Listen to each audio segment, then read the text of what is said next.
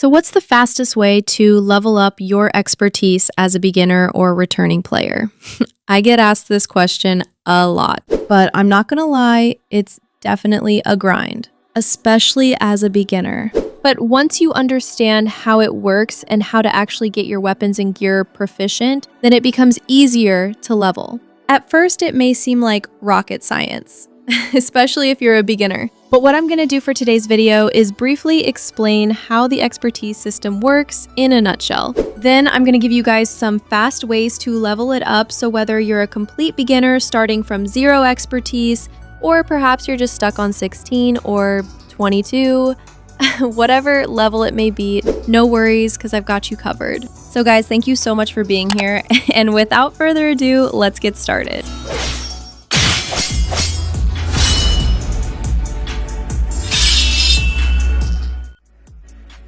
So basically, the expertise system is a way for players to progress beyond their gear score limits, giving players a way to permanently enhance their gear, weapons, and skills beyond their standard roles. Now, in order to achieve this, you'll need to first become proficient with any given weapon, gear piece, or item.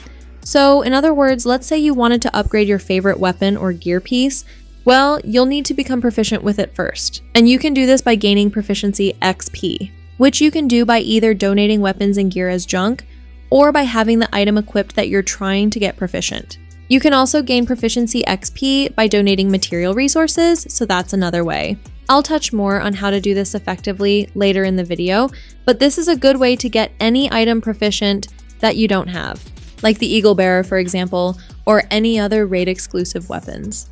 So again, as you're donating weapons and gear as junk, you'll be gaining proficiency XP, which you can also gain from just having the item equipped as you're leveling normally. But one thing to keep in mind is that the more pieces of the same brand or gear set that you have equipped, the more proficiency XP you'll get. So, in other words, the more pieces of any particular brand or gear set that you have equipped, the more XP you will gain, and the faster it will become proficient. Then once an item becomes proficient, which is after it reaches rank 10, you will now have the option to upgrade it, but you can't exceed your expertise level.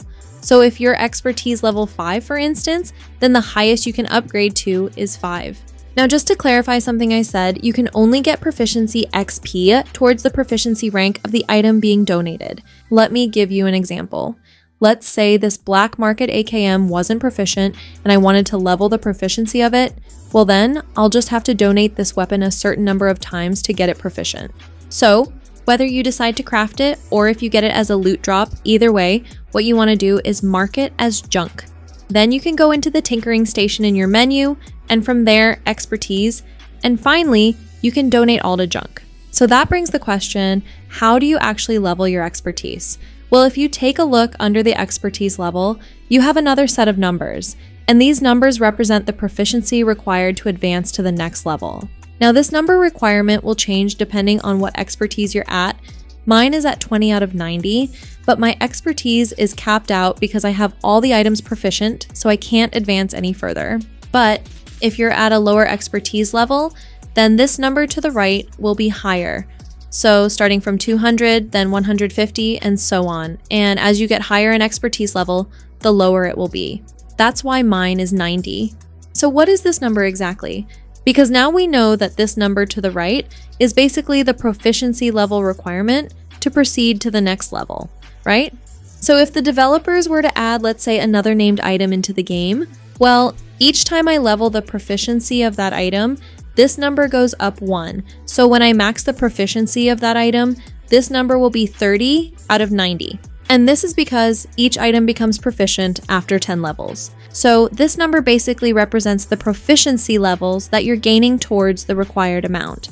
So technically, I would need to get 7 items proficient to advance to 31. So that means you don't need to be proficient with every single item in order to reach a high expertise level.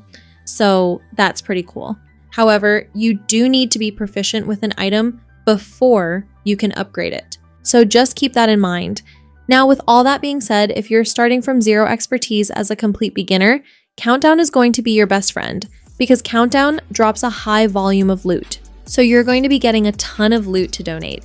Named items, weapons, all that fun jazz. So if you're fairly new and haven't really started leveling anything yet, then just start up Countdown. But if you're feeling stuck at a higher expertise level and you feel like no matter what you do, you just can't get any further, like say you've been stuck at level 13 or up, for example, well then I'll show you what you can do that might help with that in just a moment. But again, for anyone who's fairly new, Countdown is the best place to get started.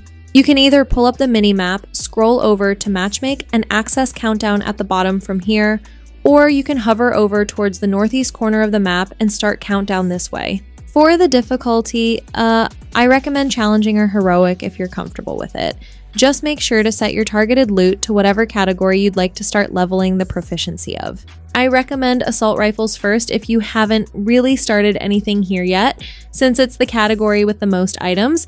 Then once you've been getting a lot of AR drops and donating them, at some point, you'll eventually have most of them proficient, and you'll start getting a lot of duplicates. When this happens, simply move on to the next largest category. Or you can even start working on your brand and gear sets.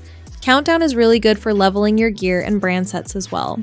You can basically just wear a full set of any brand or gear set and max out its proficiency in about 2.5 runs, something like that.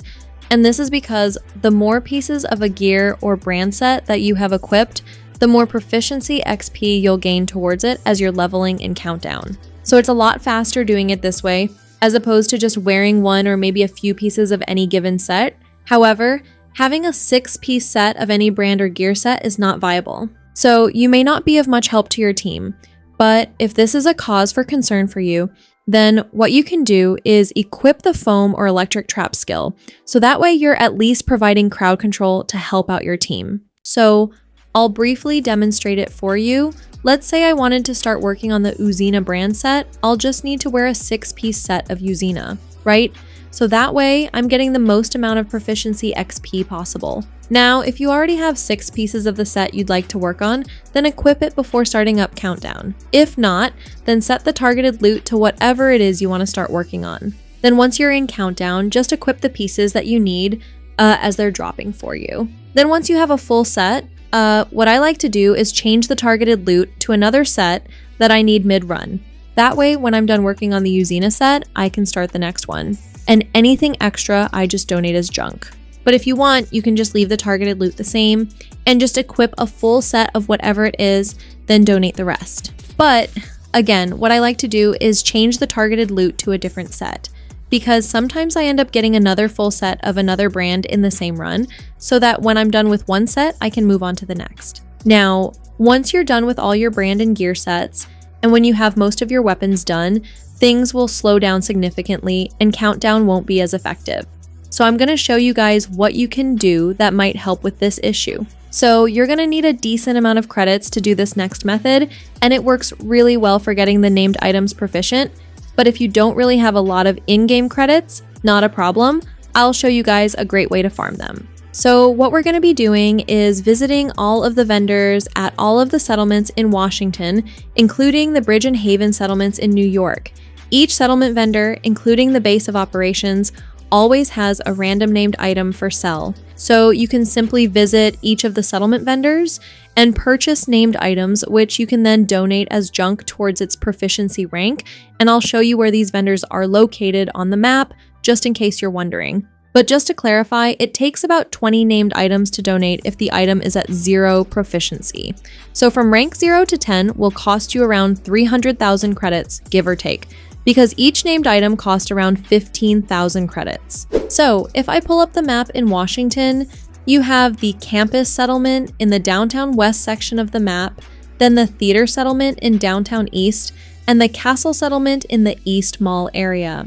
Then you have the Haven settlement from the Warlords of New York DLC, and finally the Bridge settlement in Brooklyn. Now, if you're having a hard time finding the vendor at any of the settlements, you can always zoom in on the map to see the location and icon of every amenity at the settlement. So the vendor icon should look like a shopping cart. Now you can also do this with any weapons, so if you still need this lightweight M4 for instance at the Bridge settlement in Brooklyn, then you can buy and donate however many you need to get it proficient. Just don't waste any of your credits doing this with the gear or brand set pieces, unless it's named items, because that will just be a waste of credits since you can easily get the gear sets and brand sets proficient from running Countdown. At least that's what I did. Also, keep in mind that these vendors reset weekly, but if you need credits, what you can do is bounties. So for completing a heroic bounty, you get about 14,000 in-game credits as opposed to 11,000 for challenging. So it's honestly only worth it if you're doing the heroic bounties, which can be done in a short amount of time. So you can simply just pull up your map and at the top just scroll over to bounties, and from there you can see all the available bounties. But if you need a build that will hold up well for heroic content, check out my recent build videos if you're interested. Now, what you can also do if you're still kind of stuck and it's still a struggle for you to progress, you can donate materials. This is a method that a lot of veteran players, including myself, used to do prior to the release of the latest battle for Brooklyn DLC. But it was way easier before because of the scavenging points. All you had to do was create a mule character, reach level 40, and collect your watch level points from your main character. And fortunately, you still get a scavenging point every time you level up, so you can use those points in exchange for materials that you can then donate towards the proficiency rank of any item. Now, I can't really demonstrate it because I've already maxed out all the items, but the main material you want to focus on donating is the printer filaments. And this is because out of all the materials you have the option of donating, printer filaments are the least. I'm not sure if they changed the requirement because again, I have every item proficient, so I can't see the amount. But compared to the rest of the materials, printer filaments have a very low requirement. And you now get more material for each scavenging point, so this compensates for the changes that were made, since we're no longer able to create a mule character to get our points back from our main.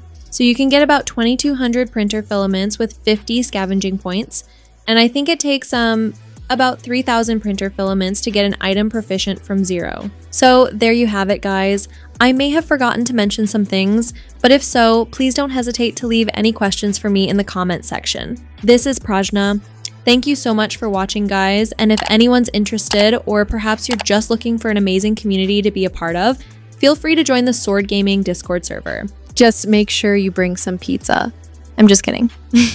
Anyways, guys, good luck farming. Keep it cool, keep it classy, and see you in the next video. Bye!